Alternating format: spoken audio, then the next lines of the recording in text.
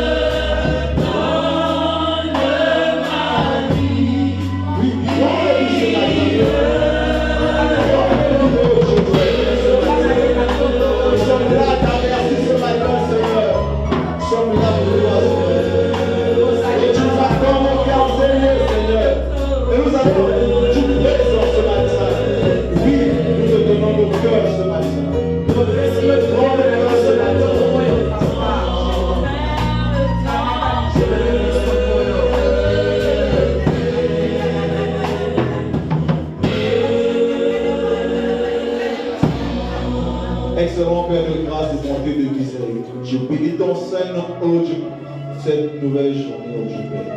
Je bénis ton Saint-Nom, ô Dieu Papa, parce que j'ai trouvé grâce à tes yeux, Père. Ô Seigneur, Papa, je veux te tenir devant ton peuple, Papa, et de parler de ta parole. Ce matin, Père, je te donne ma bouche, je te donne ma vie ce matin, que ce ne soit point mes paroles, ô Dieu Papa, mais tes paroles. Saint-Esprit, remplis-moi. Remplis-moi ce matin de ta présence. Saint-Esprit, je suis simplement un serviteur que tu utilises, un vil serviteur, un inutile serviteur, Père. Comme moi, il y en a plein d'autres, oh Dieu puissant, Papa. Ce matin, j'ordonne à mon corps, à ma chair de se taire et de laisser le Saint-Esprit agir. Ce matin, Saint-Esprit, je te prête ma bouche, remplis-moi tes mots ce matin, oh Dieu tout-puissant, Père. Puis Seigneur, nous fermons la porte à toute forme de distraction en ces deux Père. Ramenons toutes les pensées captives à l'obéissance de la parole de Christ, Père. Que toute chair se taise en ce lieu, Père, Papa. Que laisse-toi agir dans le véritable Dieu. Tu as commencé, Père, tu veux faire quelque chose dans la vie de mon frère et de ma soeur ce matin. Tu veux relever quelqu'un ce matin. Tu veux guérir quelqu'un ce matin. Tu veux fortifier quelqu'un ce matin. Tu veux transformer quelqu'un ce matin. Ce matin, Saint-Esprit, viens et signe sur le cœur ce matin. Touche-nous ce matin et que ta parole qui sera libérée reste prisonnière dans nos cœurs. Oui, Seigneur, illumine notre cœur aux choses cachées de ta parole ce matin, Père. Que ce ne soit pas une énième prédication ou un énième message que nous entendons ce matin, Père, mais que ce soit un message qui change notre façon de voir les choses. Merci, Seigneur, oh Dieu Papa, pour la présence de mon frère et de ma soeur ici présent, Père, et que toute la gloire te revienne, oh Dieu Papa. À toi l'honneur, à toi la puissance, à toi la seigneurie, à toi la majesté, toi le roi des rois, le Seigneur des seigneurs. Et nous acclamons le roi des rois, que nous n'avons jamais fait auparavant. Nous acclamons celui-là, qui nous glorifie, nous les créateurs, et nous sommes les créatures, nous les libérons, nous les libérons ce matin. Il est celui-là que nous servons de tout cœur. Seigneur, nous acclamons ce matin, nous l'acclamons.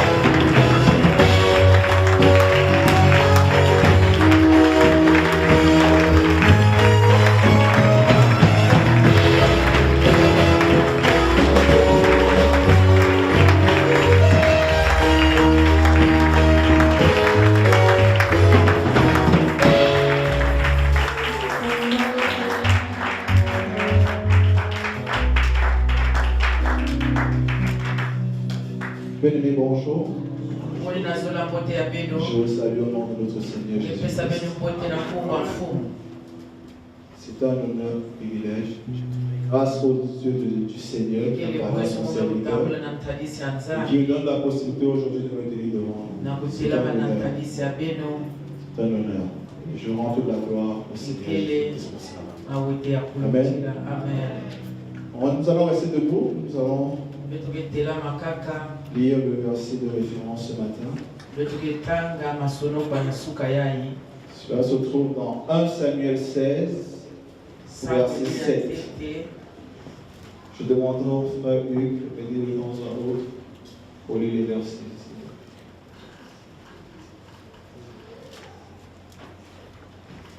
1 Samuel 16, au verset 7. Nous lisons la parole de Dieu dans 1 Samuel 16 au verset 7. Il est écrit, et l'Éternel dit à Samuel, ne prends point garde à son apparence et à la hauteur de sa taille, car je l'ai rejeté. L'Éternel ne considère pas ce que l'homme considère. L'homme regarde à ce qui frappe les yeux, mais l'Éternel regarde au cœur. Amen. Amen. Ce qui nous intéresse, c'est la deuxième partie de ce verset. L'Éternel ne considère pas ce que l'homme considère. L'homme regarde à ce qui frappe les yeux, mais l'Éternel regarde au cœur. Amen. Nous pouvons s'asseoir dans sa présence.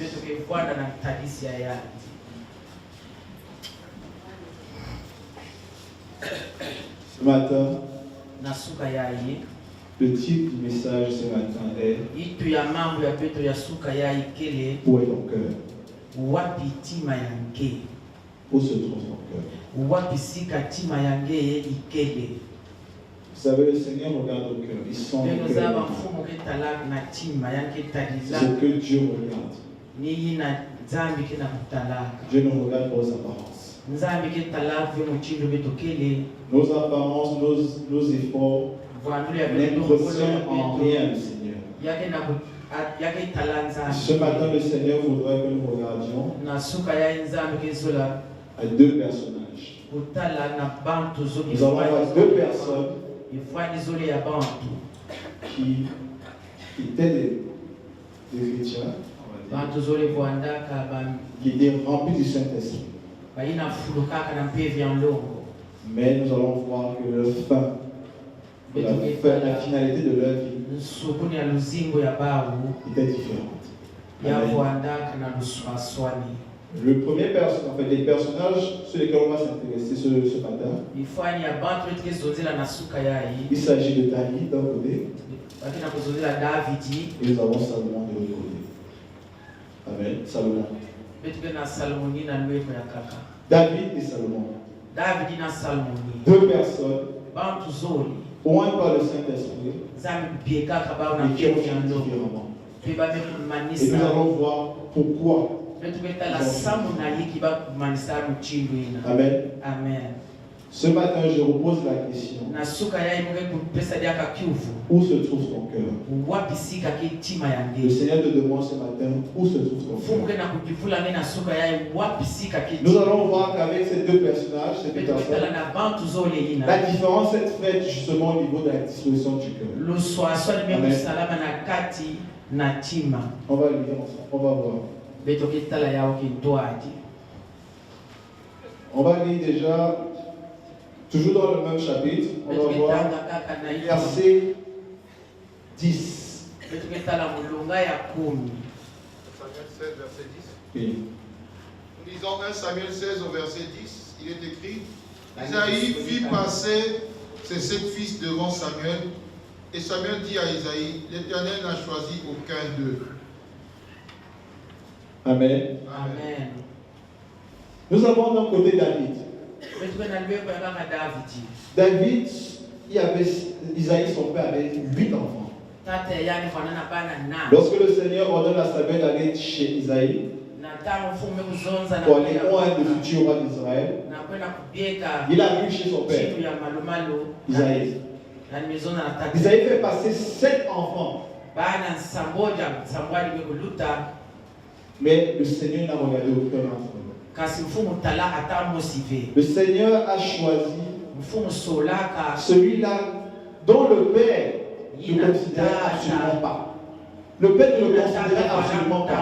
La preuve est que lorsque le prophète est venu, il a cité, il a fait passer ses 7 premiers enfants, sans compter David. La première chose que je veux te dire ce matin, comme David, beaucoup d'entre nous ici avons été rejetés par nos familles. Amen. Ce que je veux te dire ce matin est que ton origine ne dépend pas de ce que le Seigneur veut faire dans ta vie. Amen. Tu peux être issu d'une famille modeste ou pas. On peut t'avoir rejeté. On peut ne pas avoir peut-être compté sur toi. Mais le Seigneur compte sur toi. Ce qui est important pour le Seigneur, c'est ce que lui va faire avec toi. Et sache une chose, l'endroit où tu es né, c'est là où le Seigneur voulu que tu naisses. Quel que soit l'endroit où tu es né, que ce soit dans une famille modeste ou pas, le Seigneur t'a décidé ainsi. Amen. Il faut que tu l'acceptes. Mais ce qui fera la différence, c'est si tu acceptes la parole de Dieu dans ton cœur, tu la laisses transformer. Amen. Est-ce que je parle à quelqu'un ce matin? Est-ce que je parle à quelqu'un ce matin? Est-ce que je peux voir les mains? Continue. Donc regardons le verset 13. Verset 13. Il est dit dans le verset 13: Samuel prit la corde d'huile et éloignit au milieu de ses frères. L'Esprit de l'Éternel saisit David à partir de ce jour et dans la suite. Samuel se leva et s'en alla à Rama. Amen. C'est ici là que la vie de David a commencé. Amen. Lorsqu'on l'a oint d'huile, et que l'Esprit de l'Éternel est descendu sur lui. Le Saint-Esprit a été rendu disponible. Combien d'entre nous avons fait la confession de foi? On a reconnu Jésus-Christ comme Seigneur. Combien de nous avons fait cette confession de foi? Je veux voir les mains. Qui a déjà accepté Jésus-Christ comme Seigneur et Sauveur dans cette église? C'est à toute l'église. Amen. Ce qui veut dire que le Saint-Esprit est disponible pour chacun d'entre nous. Amen. C'est-à-dire que du moment où tu as fait cette confession de foi, c'est là où ta vie a commencé à le faire. Amen. Nous allons voir maintenant le deuxième personnage. Donc, on voit David, maintenant on voit Salomon. Salomon est né, lui c'est le fils de David. Lui est né dans la royauté. Donc on a David d'un côté qui est né et qui est berger, qui n'a pas d'éducation. Et on a d'un côté Salomon qui lui est né dans la royauté. Vous imaginez un peu si vous êtes le fils du président de la République. Ça veut dire que vous recevez une éducation de luxe et de choix. Vous allez faire les meilleures écoles, vrai ou faux? Vous allez avoir les meilleures conditions, vrai ou faux? Vrai, n'est-ce pas? Vous allez grandir dans la royauté. Donc, Salomon est avec une cuillère d'argent dans la bouche. Amen. Est-ce qu'il a demandé ça au Seigneur? Il est né ainsi. Amen. Son père est né au milieu des moutons et des brebis. Lui, il est né dans le palais.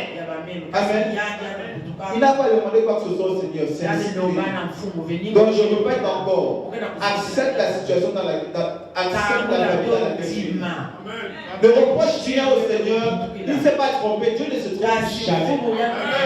Là où tu es né, c'est là où le Seigneur a voulu que tu naisses. Amen. Et tu dois l'accepter aussi. Mais maintenant, ce n'est pas ça qui garantit ton avenir. Non. Amen.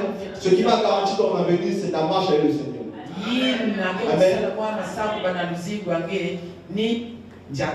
On va voir que Salomon avait tout préparé pour lui. Parce qu'on peut lire 1 Chronique 29, du verset 23 au verset 25. 1 Chronique 29. 1 Chronique 29. 1 Chronique 29, du verset 23, verset 25. 23 à 25.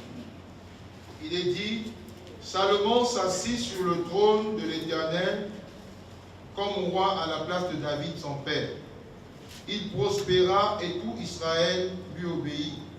Tous les chefs et tous les héros et même tous les fils du roi David se soumirent au roi Salomon. L'Éternel éleva au plus haut degré Salomon sous les yeux de tout Israël, et il rendit son règne plus éclatant que ne fut celui d'aucun roi d'Israël avant lui. Donc, il est né dans cette royauté. Et il a même bénéficié d'un règne plus éclatant qu'aucun autre roi. Donc, il a eu un règne plus éclatant. Éclatant, il le dit en fait visuel. Apparemment, son règne était visuel. Les gens voyaient que oui, il avait beaucoup de choses. Mais en réalité, ce n'était pas ça. Amen. Amen. Maintenant, on va voir. Comme je disais tout à l'heure, David était oint, n'est-ce pas? Maintenant, on va voir comment lui aussi, on a oint. À la base, tout le monde est oint. Amen. Lisons ce passage, s'il vous plaît. 1 Roi 1, du verset 32 au verset 39. 1 Roi 1, du verset 38 au verset 39. 1 Roi 1, du verset 38 au verset 39. Il est écrit. Alors le sacrificateur. Oui, verset 38 à 39. Alors le sacrificateur Zadok descendit avec Nathan le prophète, Benaja, fils de Jéhojada, les Kérétiens et les Pélétiens. Ils firent monter Salomon sur la mule du roi David et ils le menèrent à Guillon. Amen. Amen. Lui encore, il a même bénéficié d'une double onction. Parce que non seulement il y avait Nathan, le prophète, mais également le sacrificateur Zadok. Donc le Seigneur l'a oint et l'Esprit de Dieu l'a oint. Surtout lorsqu'il a fait sa demande, au Seigneur, j'ai besoin que tu me donnes la sagesse pour pouvoir gouverner ton peuple. Et le Seigneur l'a rempli. Donc il a bénéficié d'une double onction. Donc David d'un côté, on a Salomon de l'autre côté. Si on met une ligne de départ, tous les deux sont même au même niveau. Amen. Celui qui est né chez les pauvres et celui qui est né chez les riches. Amen. Sur le plein de départ, tous les deux sont là.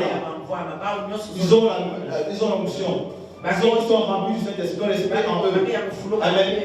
Ils sont là tous les deux. Mais qu'est-ce qui ça va passer? Pour ceux qui connaissent l'histoire de la Bible, vous allez voir que David a bien fini et ça va mal fini. Mais qu'est-ce qui s'est passé? On va le voir ensemble. Donc quand on regarde la vie de David, on se rend compte qu'il y a certains éléments que David avait qui ont fait en sorte que sa relation avec le Seigneur soit vraiment intime et qu'il puisse bénéficier de certaines choses. Amen. Donc l'onction que tu as avec toi, parce que chacun d'entre nous a une onction. Amen. chacun d'entre nous a un ministère, chacun d'entre nous a une onction. Mosi na Amen. mosi ke na kisala. Maintenant, on dit Amen. Attendez, nous refusons l'onction. Votre pas onction, nous refusez. Chacun a une onction. Amen. Mungu na mtu ke na kiyeko. Vous êtes sûr, vous savez que vous avez une onction. Chacun a une onction. Amen.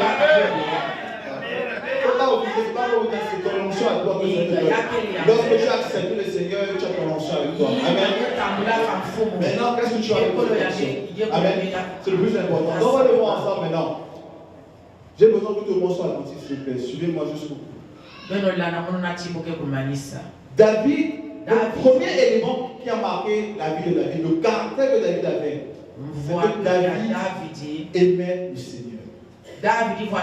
Et il aimait la présence de Dieu. Amen. La question que je te pose, est-ce que tu aimes Dieu? Est-ce que tu aimes Dieu? Tu as l'ambition avec toi, Seigneur, mais est-ce que tu aimes Dieu? Moïse a reçu les instructions pour construire le temple. Dans le temple, il y avait, tout le monde connaît, dans le temple, il y a les parvis, le lieu saint et le lieu très saint. Et chaque année, il y avait une seule personne qui était habilitée à aller là-bas, dans le lieu très saint. Amen. David aimait tellement Dieu. Il n'était pas souvent un sacrificateur. Il était sacrificateur parce qu'il était roi, mais il n'était pas souvent un sacrificateur. Ce qui veut dire qu'il n'avait pas accès au lieu très saint. Amen. Il pouvait aller au lieu saint, mais pas au lieu très saint. Il y avait une seule personne qui pouvait le faire. Et ce n'était pas lui. Il a demandé. Il a fait construire une tente à côté de son palais. Le palais là où le palais royal. Il a fait construire la tente. Il a fait sortir l'arche de Dieu qui était dans le temple. Il a fait venir au niveau de la tente. Parce que le Seigneur réside au milieu de son peuple. Il a compris que si il faut seulement que plusieurs personnes aillent là-bas, à quel moment on va voir le Seigneur? À quel moment on va voir Dieu? Parce qu'il y a plusieurs personnes qui sont capables d'aller là-bas. Personne d'autre à part lui. Il a fait sortir cette arche. Il a fait mettre dans la tente à côté de Jésus, afin que tout le peuple vienne adorer.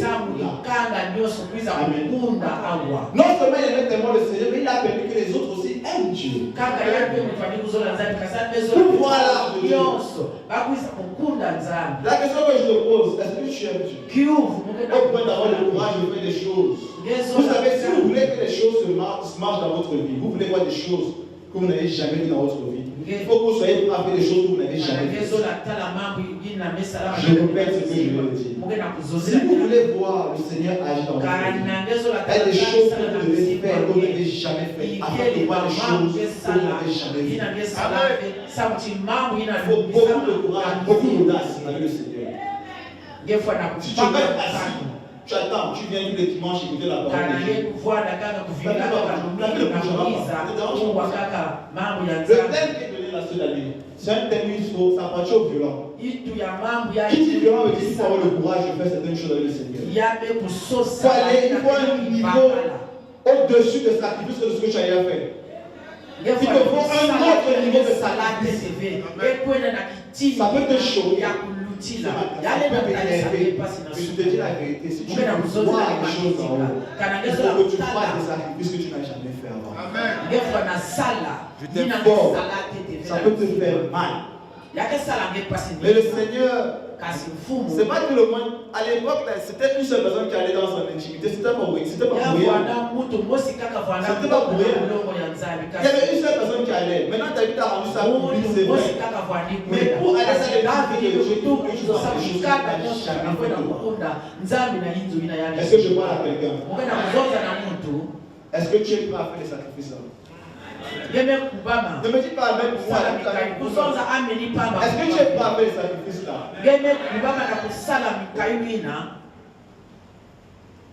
Quelles sont tes motivations quand tu viens dans la présence de Dieu? Est-ce que tu viens simplement parce que tu vas chanter, tu vas louer, tu vas danser? C'est pour ça que tu viens à l'église. Si tu viens à l'église pour ça, je t'ai trompé.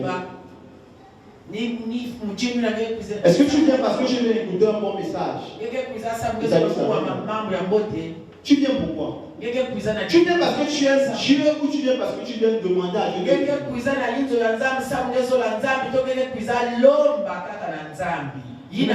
ne peux pas parler des personnes qui flattent les gens. Non.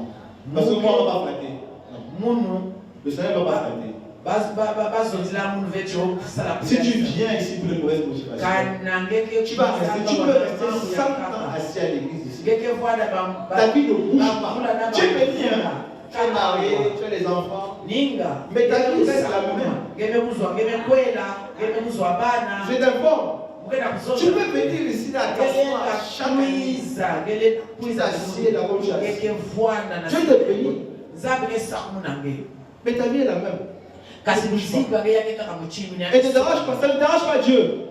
Ça ne dérange pas Dieu. Tant que tu ne feras pas l'effort supplémentaire, ça ne dérange pas Dieu.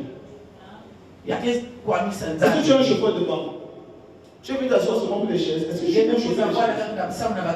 Qu'est-ce qui te motive à venir ici? Est-ce que tu aimes Dieu? Il te pose la question. Vous ne répondez pas. Quel Dieu est là? Vous aimez Dieu? Ah, là il y a moins de mains. Filme un peu là-bas, fais un peu le buzz. Il n'y a que 2-3 mains. Et ce n'est que normal, ce n'est que logique. Quand nous venons, on vient demander à Dieu. On vient demander à Dieu, s'il te plaît, Seigneur. Bénis-moi. Je pousse encore le boucher un peu loin. Moïse a jeûné 40 jours. 40 nuits. Simplement pour que le Seigneur nous donne les 10 commandements. Toi, tu jeûnes pourquoi? Non, tu jeûnes pourquoi? Nous jeûnons pourquoi? Quand tu vois quelqu'un te dire je suis sur la montagne, je suis en train de jeûner, tu jeûnes pourquoi? Tu jeûnes pour ces choses. Je vais les citer. Tu jeûnes pour avoir un mari. Tu jeûnes pour avoir des enfants. Tu jeûnes pour avoir une voiture. Tu jeûnes pour avoir une promotion au boulot. Tu jeûnes pour avoir la raison. Combien ici ont déjà fait le jeûne pour dire Seigneur, je jeûne parce que je veux te reconnaître? Honnêtement devant Dieu. Combien ont déjà fait? Bon, je suppose qu'il n'y a pas beaucoup de personnes. C'est pour dire que les motivations pour lesquelles nous jeûnons sont également fausses. Non seulement on vient à l'église pour les mauvaises raisons. Non, je me suis pour les mauvaises raisons. On vient ici, moi je jeûne pour demander un mari au Seigneur. Est-ce que je ne sais pas ça? Ou une femme? Ce n'est pas que c'est mauvais, ce n'est pas mauvais. Ne me regardez pas, ne dites pas que je n'ai pas dit. Je n'ai pas dit que c'est mauvais. Mais je vais dire pour Dieu, ce n'est pas le plus important. Ce qui est important pour Dieu, c'est que tu le laisses lui le vrai Dieu. La salle est calme. La salle est calme. J'ai touché un point. Je vous ai blessé. Est-ce que je vous ai blessé? Moi je vous dis que je vous blesse. Ne te répondez pas au hasard. Non, je vous ai blessé. Et c'est pour ça qui est bien. Parce que ça, si on ne vous blesse pas, si on ne vous blesse pas, ça veut dire qu'on est dans le bon chemin. Il faut qu'on vous blesse. C'est pour ça que le Seigneur nous fait passer par le brisement. Amen. Parce que ça doit nous blesser. Si j'ai dit ce que j'ai dit là jusqu'à présent, ça ne doit pas blesser. Pose-toi des questions. Tu dois te remettre en question. Tu viens à l'église pourquoi? Tu aimes le Seigneur pourquoi? Amen. Tu aimes le Seigneur parce qu'il te bénit. Maintenant, je te pose une question. S'il enlève les bénédictions qu'il te donne, est-ce que tu viens encore à l'église? Est-ce que tu viens encore à l'église? Si tu n'es pas béni, est-ce que tu viens à l'église? Arrêtons de jouer. Dis à ton voisin, il faut qu'on arrête ça. Dis à ton voisin, il faut qu'on arrête ça. Il faut qu'on arrête de prendre Dieu au hasard. Le berger nous dit toujours, le Seigneur n'est pas un garçon de course. Dieu n'est pas notre garçon de course.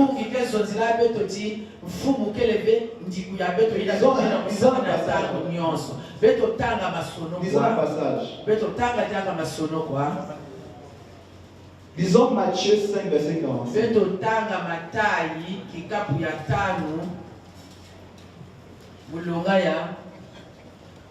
Matthieu 5, verset 45.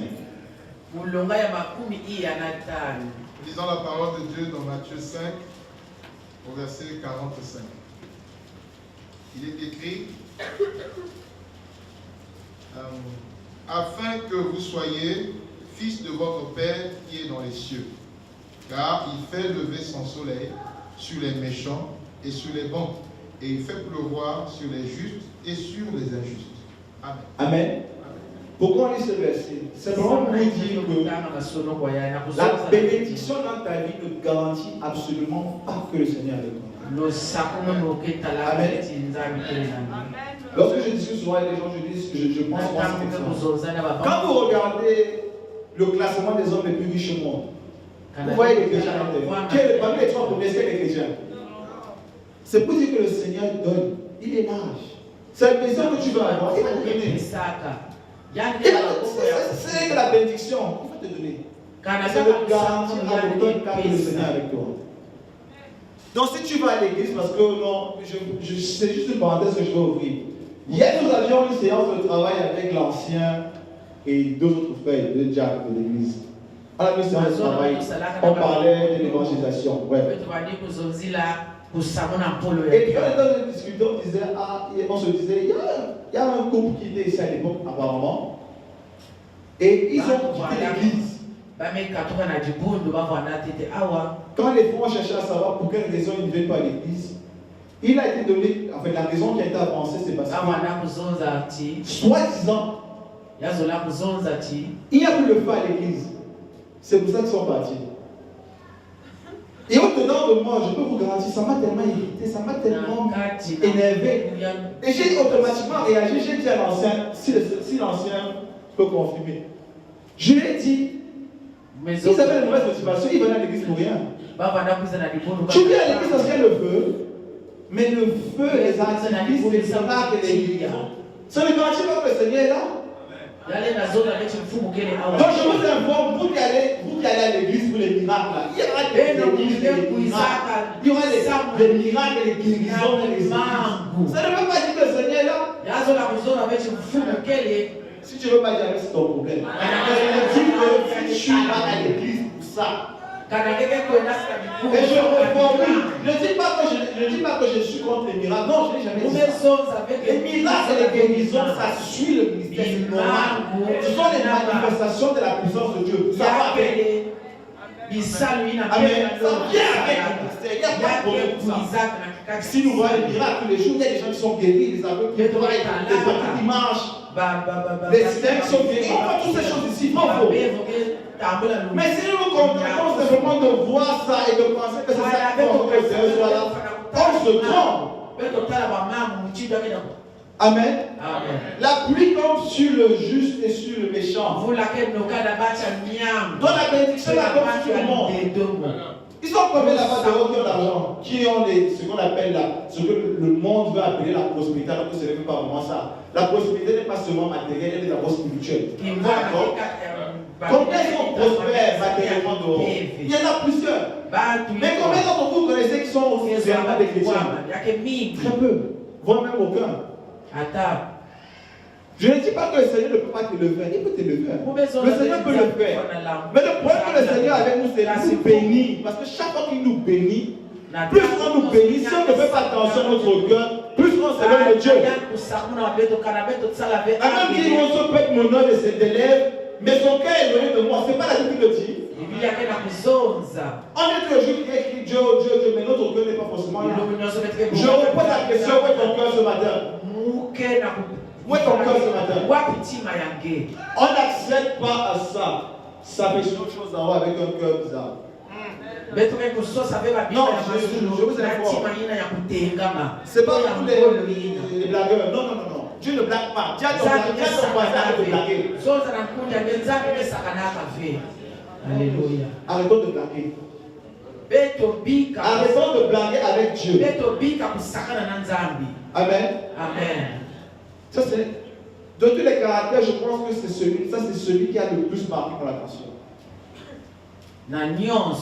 Il avait soif et faim de Dieu. Amen. Est-ce que tu as fait soif de Dieu? Yeke na satu to mpwila On continue. ya nzambi. Ça va, ça va. Betu ke tatamana kuzona. On continue. Betu ke na kutatamana. Le deuxième point qui a marqué mon attention, c'est qu'il savait reconnaître Yazo. l'onction qui était chez les autres. Betu fana zaba. Amen. Ki On yeko va ina lire kele na un peu bakulu. 1 Samuel 24, du verset 5 au verset 7, s'il vous plaît. 1 Samuel 24, du verset 5 au verset 7.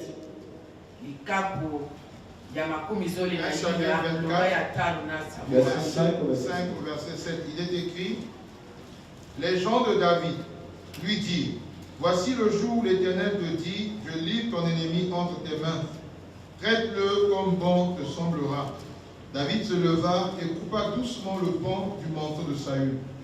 Après cela, le cœur lui battit, parce qu'il avait coupé le pan du manteau de Saül. Et il dit à ses gens, que l'Éternel me garde de commettre contre mon Seigneur, loin de l'Éternel, une action telle que de porter ma main sur lui, car il est loin de l'Éternel. Amen. Combien d'entre nous ici savons que nos frères et sœurs ont les dons et les talents? Ils sont loin. Combien? Vous vous rendez compte, la partie qui a le plus attiré mon attention, c'est que le Seigneur a livré Saül, qui était aussi en loin. Il était aussi loin de l'Éternel. Mais il était en décadence. Il était en train de, il voulait faire tuer David. Combien ici, si tu sais que les gens veulent te tuer, Dieu te dit, je te les livre. Qu'est-ce que tu vas faire? Sois honnête. Qu'est-ce qui va se passer? Tu vas se tuer. Vrai faux. Tu vas les tuer, vrai faux. Lui, il a su reconnaître l'onction de Saül. Lorsqu'il coupait même l'habit, son cœur battit, donc il avait peur. Est-ce que vous vous rendez compte de ça? Pourtant, c'est le même Saül qui voulait le tuer. Ici, et on dit que ce sont ces gens qui le motivaient à tuer Saül. Nous, à l'église, qu'est-ce qu'on fait lorsqu'on voit les hommes de Dieu? On pousse les hommes de Dieu à faire des choses qu'on n'a pas envie de faire ou qu'ils ne sont pas censés faire. C'est eux qui poussaient David pour tuer Saül. Est-ce que vous vous rendez compte? Il poussait David à tuer Saül. Lui, il sait de ceci, ça c'est un homme d'éternel. Même s'il est rétrograde, même s'il est en décadence, Amen. Combien d'entre nous, lorsque nos frères sont tombés dans le péché, on aime ça. C'est toi qui as appelé le frère à l'église, tu prends l'idée, tu prends l'information. C'est toi qui vis. C'est toi-même le frère de l'église. C'est pas dehors. Je ne dis pas dehors, je dis ici à l'église. Tu es à l'église, tu as appris que le frère est tombé. Tu as pris des pieds, tu as encore recommencé à dévier.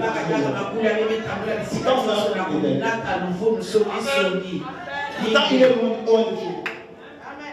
Dis à ton frère, arrête ça. Arrêtez ça. Faut arrêter. Il y a plusieurs manières de tuer quelqu'un. Dis à ton frère, arrête la médisance. Arrête les murmures. Et c'est valable même pour les hommes de Dieu. Moi, je vais vous dire une vérité. J'ai appris avec un peu de temps. Il y a beaucoup de hommes de Dieu qui sont tombés. Hein? Abstiens-toi de parler de ça. Abstiens-toi. J'ai appris. Oh non, même si le frère a fait des miracles et tout le reste, ça ne te concerne à rien.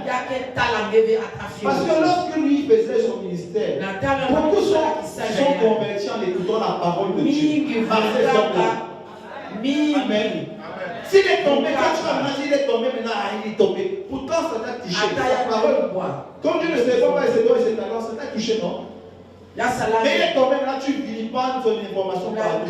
Il est tombé dans la vie de c'est toi-même. Abstiens-toi de faire ça avec l'homme de Dieu. Amen. Et loin de Dieu, c'est l'homme de Dieu, c'est ton frère, c'est ta soeur. Amen. Pourquoi est-ce que les hommes de Dieu? Oh. Ton frère qui a dit, tu sais pas si c'est eux. le futur pasteur. Tu ne sais pas. Abstiens-toi et ferme ta bouche. Tiens ton voisin, abstiens-toi et ferme ta bouche. Apprenons à faire cela. C'est nous qui tuons nos frères. Il y a plusieurs manières de tuer quelqu'un. On avance.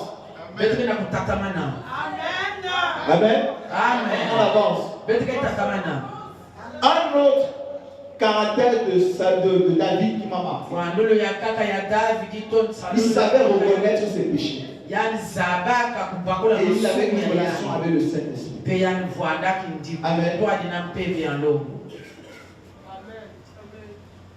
Lorsque Nathan, le prophète Nathan est venu dire qu'il a failli ou il est tombé avec Bathsheba, il n'a pas dit, oh Nathan, tu sais,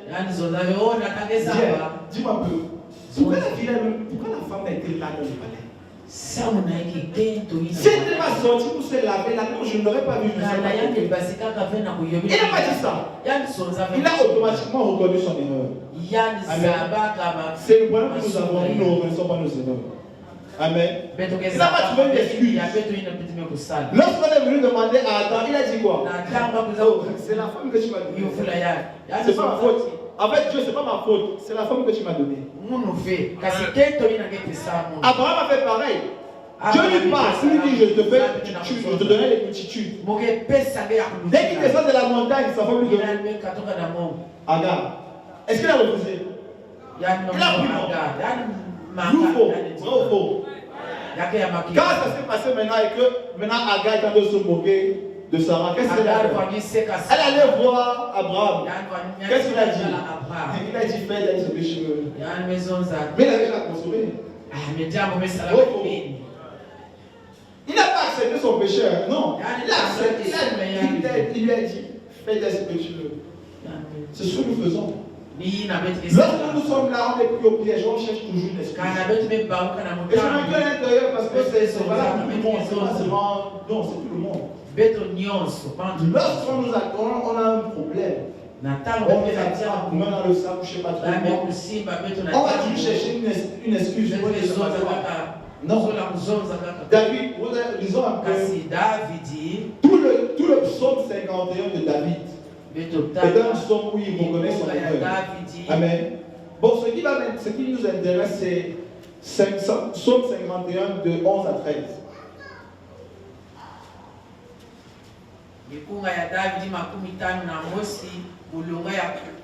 Psaume 51 du verset 11 au verset 13. Psaume 51 du verset 11 au verset 13. Il est écrit: détourne ton regard de mes péchés, efface toutes mes iniquités. Ô Dieu, crée en moi un cœur pur, renouvelle en moi un esprit bien disposé. Ne me rejette pas loin de ta face, ne me retire pas ton Esprit Saint. Amen. Amen. Amen. Amen. Donc, si on disait le bleu qu'on allait voir, il a automatiquement reconnu son péché. Il est dit,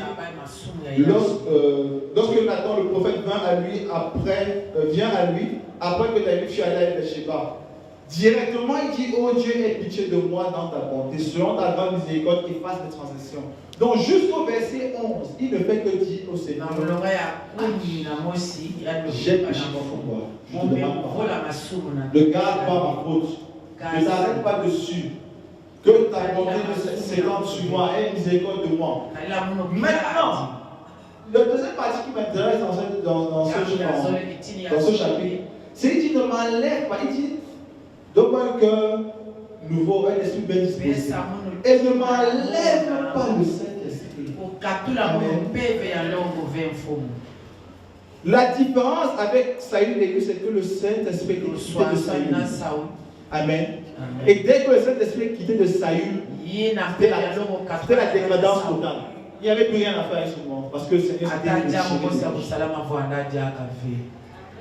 David, à ce niveau, ce qui a marqué mon attention, il n'a pas dit au Seigneur: Seigneur, je suis fort, Je te demande pardon, s'il te plaît. Ne m'enlève pas la royauté. Il n'a pas dit ne m'enlève pas la royauté. Il n'a pas dit enlève-moi la royauté. C'est-à-dire les avantages qu'il avait par rapport à son statut. Il n'a pas dit au Seigneur, il n'a pas dit garde ça. Non. Son problème à ce niveau, c'est que Seigneur ne m'enlève pas ton esprit. Il a compris quelque chose qu'on n'a pas compris. Il a compris quelque chose que nous n'avons pas compris. Tu as fait mal devant le Seigneur. Tu dis au Seigneur. Il était roi, ne disons pas qu'il n'était pas un simple citoyen lambda. Il était le président de la République. Il avait tous les avantages. La gloire, le succès, la renommée, tout ce qu'on veut. L'argent qui va avec.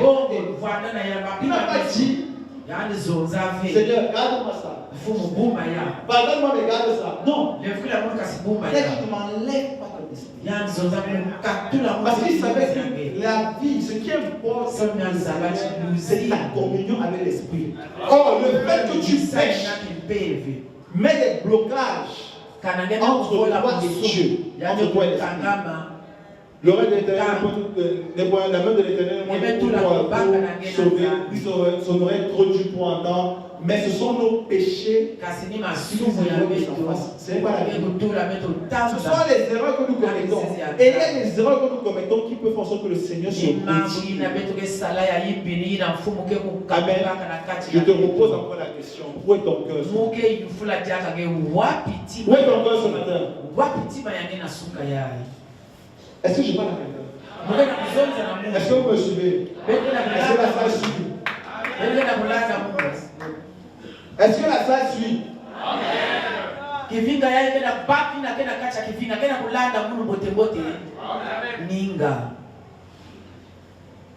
Un autre fait, c'est que non seulement il était un autre caractère de David, il était un. Autre chose qui a attiré mon attention, il aimait méditer la parole de Dieu. On n'a pas dit de même lire la Bible. Oh, il y a une différence entre lire la Bible et méditer. Je parle à quelqu'un. Il y a une différence entre lire la Bible et méditer. Méditer veut dire que tu lis. Tu relis, tu penses à ça, tu marches, tu essaies de consommer, tu essaies de comprendre. Ce n'est pas lire la Bible comme un roman photo. Combien d'entre nous j'ai essayé de lire la Bible, on n'a rien compris à ce que la Bible disait? Ça m'est déjà arrivé.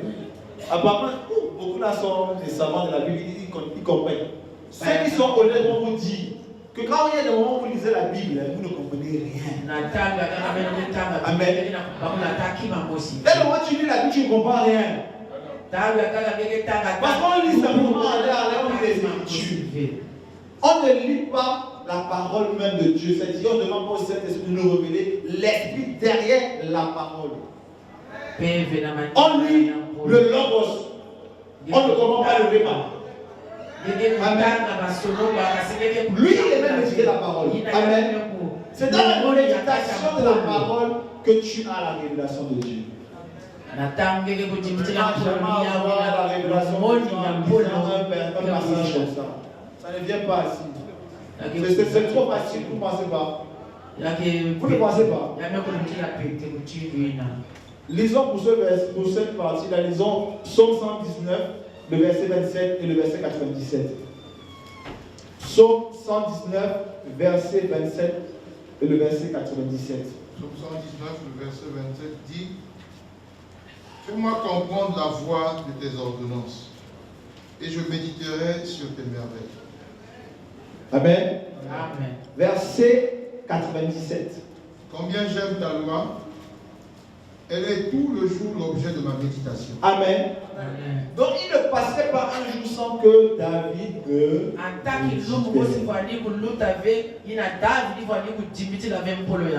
non, on ouvre le Bible pour quand? On ouvre le Bible pour ceux qui ont même les Bibles. Nous ouvrons la Bible le dimanche lorsqu'on vient à l'église. Biblia kaka kilungu. Lorsqu'on lit les passages, là, tu fais un petit frère. L'histoire de comment on vit dans l'année de gloire, là. C'est un prix. Est-ce que j'ai pas payé ce prix-là? Ça passe par la méditation. Amen. Ça passe par la méditation de la parole. Il était roi. Je reprécise, c'était un roi. Mais il dit au Seigneur, combien j'aime ta loi. Elle est tout le jour de méditation. Donc, en dehors de tout ce qu'il avait comme prérogative, comme fonction, comme responsabilité, il trouvait le moyen, pas seulement de lire la Bible, mais de méditer la parole de Dieu. La Bible n'écrit pas les choses au hasard. On ne dit pas les choses à la Bible. Dieu n'appelle pas quelqu'un l'homme selon son cœur pour nos poursuivre. Arrêtons de lire la Bible comme si, bon, on répète seulement le verset. Non. Dieu a appelé l'homme selon le cœur de Dieu. Parce qu'il savait. Il mettait Dieu devant en toutes choses. En toutes choses. On doit faire l'effort. Tiens, ton voisin, on doit faire l'effort. On doit se faire violence. On doit faire un style de sacrifice qu'on n'a jamais fait. Amen. Amen. Tu n'es pas prêt à faire ce genre de sacrifice. Tu vas passer à côté de l'année de gloire. Il y aura les miracles, il y aura les guérisons, mais tu vas passer à côté. Que ce ne soit pas ton partage dans cette église au nom de Jésus. Que ce ne soit pas ton partage dans cette église au nom de Jésus. Que ce ne soit pas ton partage dans cette église au nom de Jésus. Amen. On avance. Et le dernier point, c'est que David consultait l'Éternel, quel que soit ce qu'il faisait. Toutes les choses, les décisions qu'il devait prendre. Chaque fois qu'il allait en guerre, il demandait au Seigneur, est-ce que je dois aller? Simplement, il y a des guerres dans lesquelles on ne s'engage pas. Il y a des choses qu'on ne fait pas. Il faut toujours demander à Dieu, est-ce que tu veux que je le fasse? Parce que des choses que le Seigneur ne veut pas qu'on le fasse, nous on le fait quand même. Parce qu'on ne le consulte pas. Amen. C'est une parenthèse, je ne vais pas m'attarder dessus. Je parle à ceux qui ne sont pas encore mariés. Le problème n'est pas que tu te maries. Amen. Amen. Le problème est que tu sois marié à la bonne personne. Amen. Amen. Ça ne sert à rien de courir, je m'adresse particulièrement aux jeunes, ça ne sert à rien de courir pour te marier. Amen. Mais aie la conviction que la personne avec qui je te marie, c'est la bonne personne que le Seigneur a envoyée pour toi. Amen. Je fais cette parenthèse réellement parce que beaucoup de gens de nos jours cherchent le mariage. Cherchent le mariage. C'est le mariage à tout prix. Mais c'est peut-être parce que le Seigneur veut. Et ça sert à rien de dire. Prends le temps de demander au Seigneur, qu'est-ce que tu veux pour moi? C'est pareil pour voyager. On va absolument voyager parce que si on est dans la galère, on va aller dans voyager. Est-ce que le Seigneur t'a dit que c'est ce qu'il voulait? Dieu fait toutes choses pendant son temps. Il y a un temps de Dieu pour toutes choses. Amen. Ça sert à rien de courir parce que lorsque nous courons, on ne demande pas la vie de Dieu. Parce qu'on n'était pas patient. Parce qu'on n'était pas patient. Si tu es pressé, sache une chose, le Seigneur est pressé. J'ai dit tout à l'heure que le Seigneur n'est pas pressé. Le Seigneur n'est pas compliqué. Il te force pas. Tu veux te marier, tu vas te laisser te marier. Mais quand tu vas caler devant, tu vas revenir, il va te demander, mais est-ce que tu ne vas pas demander mon avis? Je ne sais pas ça. Nous savons une chose, c'est que lorsque nous demandons à Dieu quelque chose, si nous convainquons que c'est bon, alors c'est le succès. Amen. Alors c'est la réussite. Alors c'est l'excellence. Mais lorsque nous faisons les choses par nous-mêmes et on se Amen. Bon, on a fini avec David. Allons voir maintenant Salomon. Allons voir Salomon. Salomon, on a dit tout à l'heure, il avait un règne éclatant. Et je dis toujours que l'homme est visuel, l'homme aime ce qu'il voit, c'est ce qui attire. Et Salomon avait ce genre d'onction. Il avait l'onction qui attirait. On va lire un passage.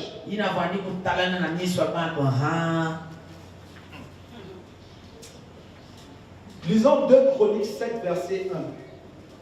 2 Chroniques 7, verset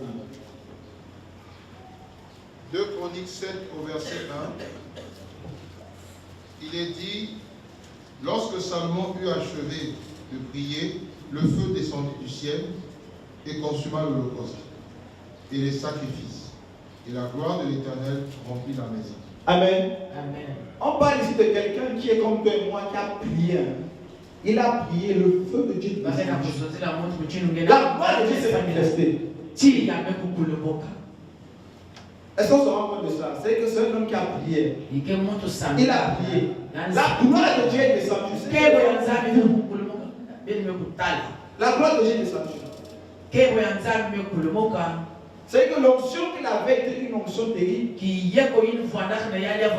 peux avoir l'onction, tu peux être un pasteur, tu peux être le Seigneur t'a quoi, non?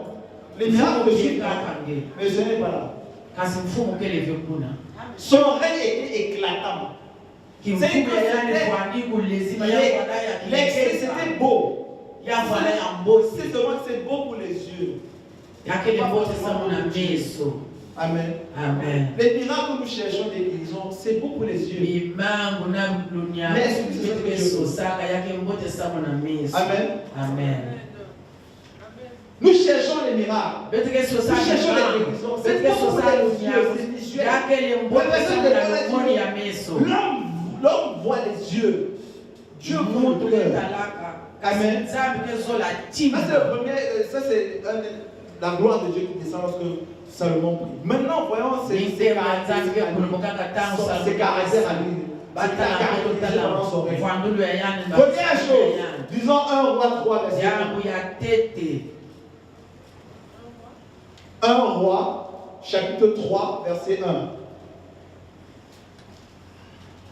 roi, chapitre 3, verset 1. Verset 1. Il est écrit, Salomon s'allia par mariage avec Pharaon, roi d'Égypte. Il prit pour femme la fille de Pharaon et il l'emmena dans la ville de David, jusqu'à ce qu'il eût achevé de bâtir sa maison, la maison de l'Éternel et le mur d'enceinte de Jérusalem. Amen. Premier roi de Salomon, il est rempli. Il est loin de Dieu. L'onction est sur lui, puis la gloire de Dieu se manifeste. Première chose, il va faire ce que Dieu ne veut pas. Il va prendre une femme étrangère. On dit, il s'allia. Qui dit s'allier veut dire quoi? Alliance. Dieu que nous servons est un Dieu d'alliance. Amen. C'est-à-dire qu'il avait l'alliance avec Dieu dès le départ. Il a laissé l'alliance là, il a prendre une femme étrangère pour faire une alliance avec Pharaon. Est-ce qu'on peut suivre deux personnes? Est-ce qu'on peut suivre deux personnes? Donc il a deux alliances. L'alliance avec Dieu, l'alliance avec Pharaon. Pharaon représente quoi? Le diable. Le monde. Donc il avait l'onction avec Dieu et progressivement il a pris l'onction avec le diable. Erreur. Dieu est un Dieu jaloux. Il ne passe pas avec personne. Si tu veux avoir, tu vas continuer à faire les miracles. Tu as l'onction, tu vas continuer. Il ne sait pas c'est toi, etc. Tu vas continuer, mais il n'est plus là. Première erreur de Salomon, il a fait alliance avec Pharaon. Première erreur. Deuxième chose, disons, dans le même chapitre, verset 3 maintenant.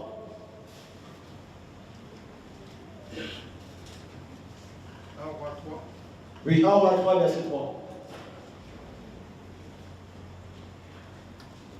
1 roi 3 au verset 3. Il est écrit, Salomon aima l'Éternel et suivait les coutumes de David, son père. Seulement, c'était sur les hauts lieux qu'il offrait des sacrifices et des parfums. Deux choses dans ce verset. On dit il aimait l'Éternel. Tout à l'heure, j'ai demandé qui aime Dieu. Il aimait l'Éternel. Yani wali kuzola mankululu. Et il suivait les coutumes de David, son père. Je pose une question. David avait les coutumes. Est-ce que David avait les coutumes? Est-ce qu'il avait les coutumes? Non. Non. Il respectait la voix de Dieu, la loi que Dieu avait dit. Il n'avait pas les coutumes.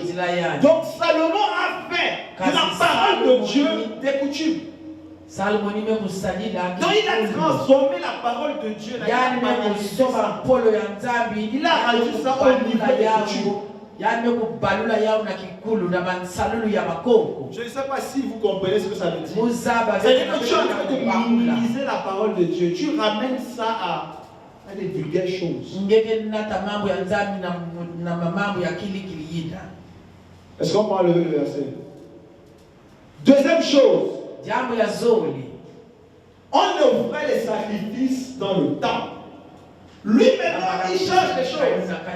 Il offre les sacrifices sur les hauts lieux, les montagnes. Pourquoi? Parce qu'il a laissé entrer les coutumes extérieures par son mariage. Il a fait alliance avec Pharaon. Il a commencé à adopter la manière de faire des chants de Pharaon. Il est quitté de ce que les Israélites faisaient, ce que la parole de Dieu nous demandait de faire. Il a changé ça, il a commencé à faire ce que les autres faisaient.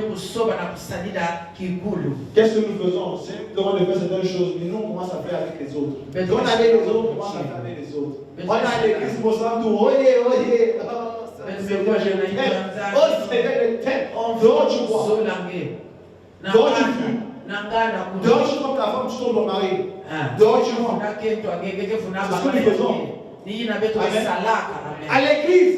On est Mosantou. Oh, à l'église, on parle là, non. Qu'est-ce qu'on fait? Que faisons-nous? C'est-à-dire qu'on est avec Dieu, on est sans Dieu. On est avec Dieu, on s'allie avec le monde. On fait comme Dieu demande, soi-disant, mais on fait ce que le monde demande. Tu fais ça comment? Aujourd'hui, je suis peut-être venu pour te cajoler. On n'est pas là pour ça. Mais quand on se remet en question, dis toi-même, dis à ton voisin, après tu te dis à toi-même, il faut que je me remette en question. Il faut que je me remette en question. Oh, il faut qu'on se remette en question. Il faut que je me remette en question. Amen. Arrêtons de prendre de blagues avec Dieu. Arrêtons. Autre chose.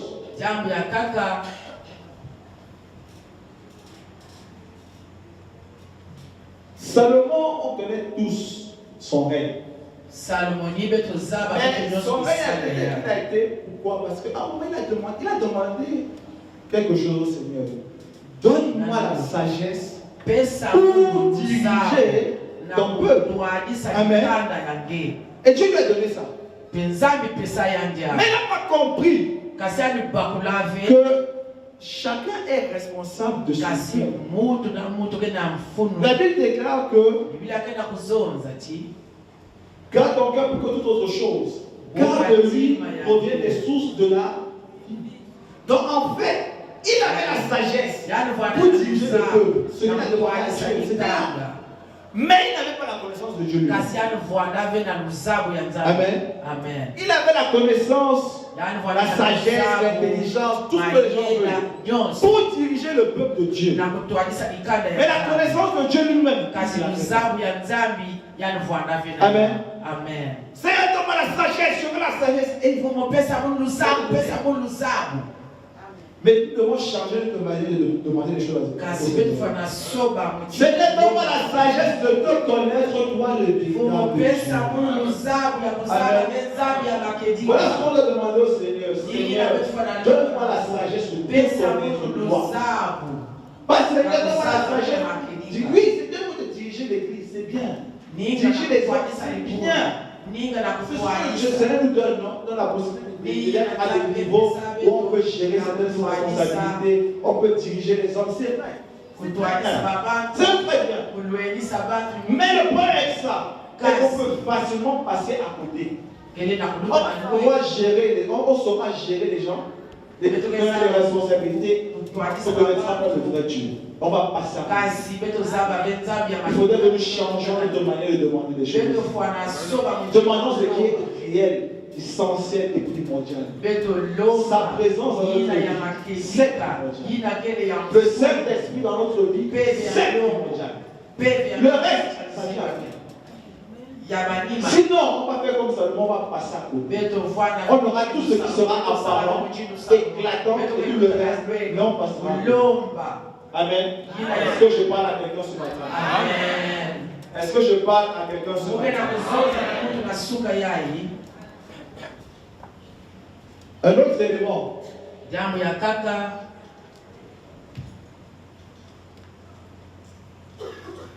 L'exaucement à tes prières ne veut pas dire que le Seigneur ne veut pas dire que j'ai une relation avec lui. Amen. Voilà, tout à l'heure, tu peux demander quelque chose, Seigneur. Ça ne veut pas dire que j'ai une relation avec lui. La preuve est que les gens du monde recherchent les choses de ce monde. Ils enseignent les choses de ce monde. Ils sont bénis, mais ils n'ont pas de relation avec Dieu. Amen. Amen. Est-ce que tu veux faire partie de cela? Est-ce que tu veux faire partie de cela? Moi, je ne veux pas faire partie de cela. Amen, je ne veux pas. Je ne sais pas pour toi. Mais il faudrait qu'on change également nos aspirations. Est-ce qu'on veut faire comme les autres ou on veut faire comme Dieu nous demande de faire? Parce que si tu demandes quelque chose à Dieu, il te bénit, tu le fais. Ça ne veut pas forcément dire que j'ai une relation avec lui. Amen. Changeons cela. Changeons cette façon de voir les choses. Amen. Amen. Lisons un peu 2 Chroniques 9, versets 22, 23 et 27. 2 Chroniques 9. 2 Chroniques 9, 22, verset 22 Verset 22 et 23. et 23. Il est écrit: le roi Salomon fut plus grand que tous les rois de la terre par les richesses et par la sagesse. Tous les rois de la terre cherchaient à voir Salomon pour entendre la sagesse que Dieu avait mise dans son cœur. Amen. Verset 27. Le roi rendit l'argent aussi commun à Jérusalem que les pierres et les cèdres aussi nombreux que les sycomores qui croissent dans la plaine. Amen. Amen. C'est-à-dire que le règne de Salomon, il a vulgarisé l'or et l'argent. Nous, ici, là, on cherche l'or et l'argent. Amen. En son temps, il y avait tout ça. Les richesses, c'était visible. L'opulence était visible. Pour Salomon, c'était l'extravagance à beaucoup. Il y avait tout ça. En grand nombre. Il manquait. C'est ce que nous voulons. On veut, quand on regarde, le vrai là, je les ai pas bénis. La voiture, la femme, il a un bon boulot, il voyage. Tout ça, on recherche ça, n'est-ce pas? Lui, il avait tout ça. On dit les gens le cherchaient. Est-ce qu'on le cherchait parce qu'il était tellement sage? La richesse, il n'y aura plus aucun homme aussi riche que Salomon. Il était tellement riche. Mais il n'était pas riche seul. Il a rendu tout le monde riche. Les gens étaient riches à poison. Ce n'est pas l'argent qui manquait. Ce n'est pas des richesses qui manquaient au temps de Salomon. Il y avait ça. À Congo, c'était ça. Les gens avaient l'or et l'argent. On dit il a rendu ça. Imagine que l'argent que tu as aujourd'hui, c'était l'or. On échange l'argent. On échange l'argent et l'or. C'était normal. C'est que le reste, si on arrive dans un pays, tout le monde a l'argent, on va dire en tout cas ici, là, tu es là. Si on est dans un pays, déjà dans la Suisse, tout ce monde-là, on voit, on dit non. Dans le pays, il y a oh là là. un moment, il y a les boutiques, il y a les trucs, il y a les mois, les champs commerciaux, il y a l'argent, tout ça. Si on voit ça dans nos yeux, on va dire en tout cas là, Le Seigneur Israël habite là dans ce pays. Ah, il y a une salle pour ça. Lui là, le Seigneur là, il est descendu du ciel et s'assoit dans le pays. Il les a bénis. C'était ça qui avait au temps de Salomon. Ce que l'œil aime voir. Ce que moi je veux voir, on aime voir. Il y avait ça dans le Salomon. Dieu n'était plus là. Tu peux voir, non, les hommes de Dieu, tu vois les hommes de Dieu. Je vais être comme l'homme. Tu vas être comme l'homme de Dieu. Est-ce que tu connais sa relation avec le Seigneur? Est-ce que tu connais sa relation avec le Seigneur? Cessons d'envier les autres. Dis à ton voisin, arrête d'envier les gens. Dis à ton voisin. Ciao. Dis à ton voisin, arrête d'envier les gens. Même si c'est un homme de Dieu, arrête de l'envier. Précise ça, même si c'est un homme de Dieu, arrête de l'envier. Arrête d'envier les gens. Y compris les hommes de Dieu, tu ne sais pas quelle est leur relation. Tu ne connais pas la relation que vous avez. Tu ne connais pas. Toi, bats-toi pour avoir une bonne relation avec cet esprit. C'est largement.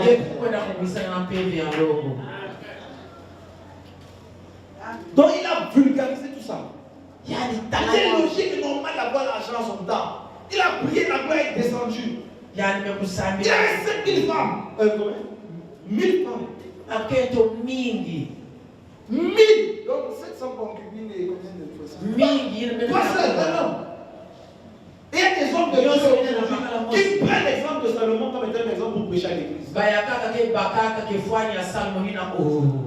aimait les femmes. 1000 femmes, 1000 femmes. Tu fais comment? Tu fais comment? Une seule femme déjà. Que tu as donné à l'homme que moi, une seule femme, un frère. Une seule femme que je t'ai donnée, c'est largement suffisant pour gérer cette femme. Une seule femme. Moi, c'est une seule femme à l'homme. Une seule femme à elle seule. C'est beaucoup de problèmes, c'est beaucoup de choses, c'est beaucoup de joie, c'est beaucoup de paix, c'est beaucoup de choses. Une seule femme. Il avait 1000.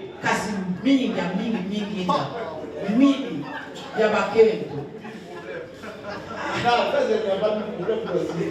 C'est pas 1000 problèmes. Une seule femme, c'est un petit peu. Blague à part, je n'accuse pas les mamans, c'est pareil que les maris qui leur donnent des coups de tête. Un seul mari, une femme. Et c'est intercession sur intercession jusqu'à ce que tu quittes la terre. Tu vas intercéder jusqu'à ce que tu quittes la terre. Tu vas intercéder jusqu'à ce que tu fatigues. Lui, il n'a pas seulement une. Il en a 1000. Dans le droit des femmes, il a des concubines. Ah, Seigneur. Regardons. Et en parlant des femmes, j'apprends ce sujet parce que c'est important. Disons 1 roi 11. 1 roi 11.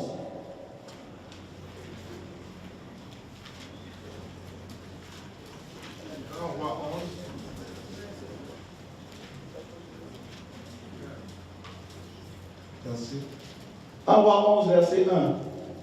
Le roi Salomon aima beaucoup de femmes étrangères, outre la fille de Pharaon, les Moabites, les Ammonites, les Édomites, les Sidoniennes, les Étiennes. Amen. Ok. Allez, on va le verset. Il n'aimait pas que les femmes, il aimait les femmes étrangères. Ce qui était interdit dans la Bible. Ce qui était interdit pour eux. Amen. Dans ce moment, il aimait les femmes étrangères. Et maintenant, la suite. Je vais lire la suite.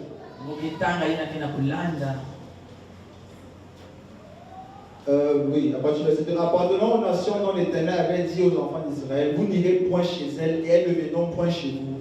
Elles tourneraient certainement vos cœurs du côté de leur Dieu. Ce fut ces nations c'est à cette nation que s'attacha Salomon, entraîné par l'amour. Amen. Amen. On parle de quel amour ici? C'est l'amour dont on connaît, c'est l'amour qu'on connaît là. Sans parler de l'amour sexuel ici, il ne faut pas mélanger les choses. C'est l'amour sexuel ici. Ça n'a rien à voir avec l'amour. Ça n'a rien à voir avec l'amour que Dieu voudrait avoir. Ça n'a rien à voir.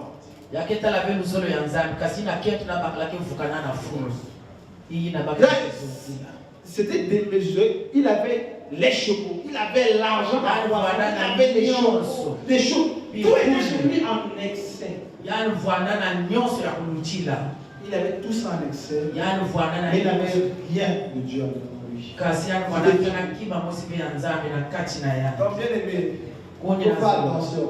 Ce que tu recherches, ça peut être les femmes, ça peut être autre chose. Mais ce que tu recherches, les hommes que tu recherches là, attention.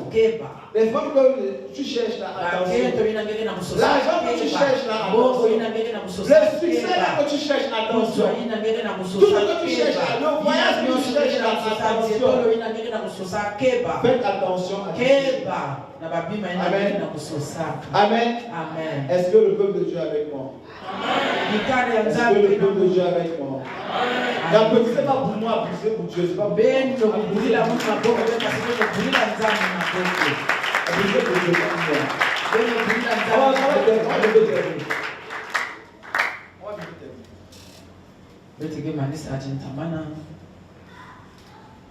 L'église de David, donc on a dit tout à l'heure. Quand on parle de cette église dans l'Apocalypse, il y a deux églises qui attirent l'attention. Je vais lire Apocalypse 3, verset 7 au verset 11. Je vais lire. Apocalypse 3, verset 7 au verset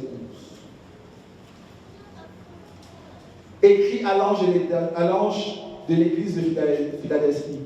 Voici ce que dit le seul véritable, celui qui a la clé de David. Celui qui ouvre et personne ne fermera, celui qui ferme et personne ne verra. Je connais tes œuvres.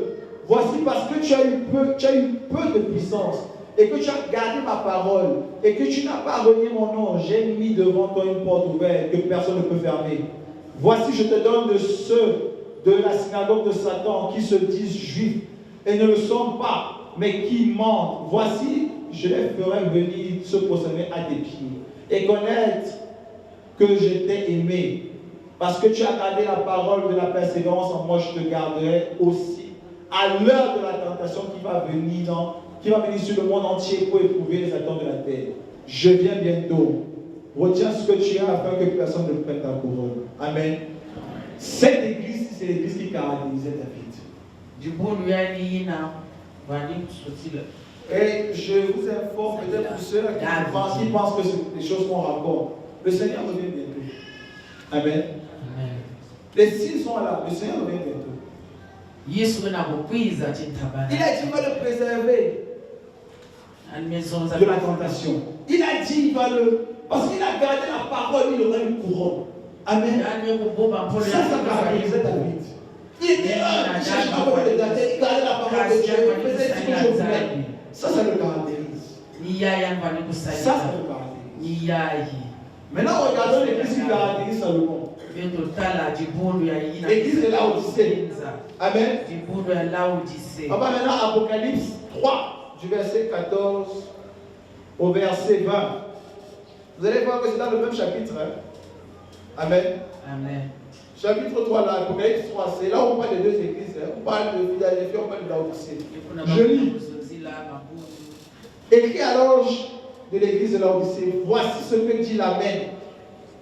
Le témoin fidèle et véritable, le commencement de la création de Dieu. Je connais tes œuvres, je sais que tu n'es ni froid ni bouillant. Afin, ainsi, parce que tu es tiède et que tu n'es ni froid ni bouillant, je te vomirai de ma bouche. Parce que tu dis, je suis riche, je me suis enrichi, je n'ai besoin de rien. Et parce que tu ne sais pas que tu es malheureux, misérable, pauvre, aveugle et nu, je te conseille d'acheter de moi de l'or éprouvé par le feu, afin que tu deviennes riche, et des vêtements blancs, afin que tu sois vêtu, et que la honte de ta nudité ne paraisse pas et un colis pour un des yeux. Amen. Ici, le Seigneur dit que tu es riche, tu as pensé que tu n'avais besoin de rien. C'est ce qui s'est passé. Seulement en fait ce que Dieu ne voulait pas. Et Dieu l'a châtié. Pourquoi? Parce qu'il a pensé qu'il était riche. Il a pensé qu'il avait obtenu ça tout seul. Il n'avait pas besoin de Dieu. Attends, Dieu l'avait déjà béni, donc c'était largement suffisant. C'est l'erreur à ne pas commettre. Bien aimé, je repose encore la question. Où est ton cœur ce matin? Ton cœur est où ce matin? Ton cœur est dans les choses que tu cherches. Ou ton cœur doit chercher le Seigneur. Amen. Je te pose la question. Ne me réponds pas. Toi et Dieu, tu sais, toi et Dieu, vous savez exactement à quel niveau vous vous trouvez. Et lui et toi, vous savez exactement où vous vous trouvez. Amen. Je lis un dernier passage. Surtout dans Luc 21, verset 34. Je vais arrêter là. Luc 21, verset 34.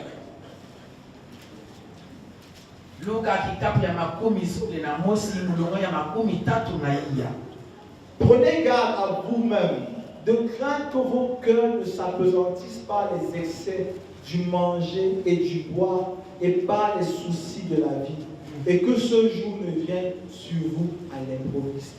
Car il viendra comme un filet sur tous ceux qui habitent sur la face de la terre. Amen. On a dit là, le Seigneur revient. Et ce jour viendra. Mais il est dit ici, prenez garde à vous-même. Ça, c'est ce qui m'a fait, qui m'a piqué réellement. De la manière, le Seigneur dit, garde ton cœur plus que toutes autres choses. Cette phrase a touché mon cœur. Pourquoi? Parce que ici, il est dit, garde ton cœur. C'est ta responsabilité. C'est notre responsabilité à nous-mêmes de faire attention à notre cœur. Amen. Ce n'est jamais Dieu qui va faire son pouvoir. Encore moins ton pasteur.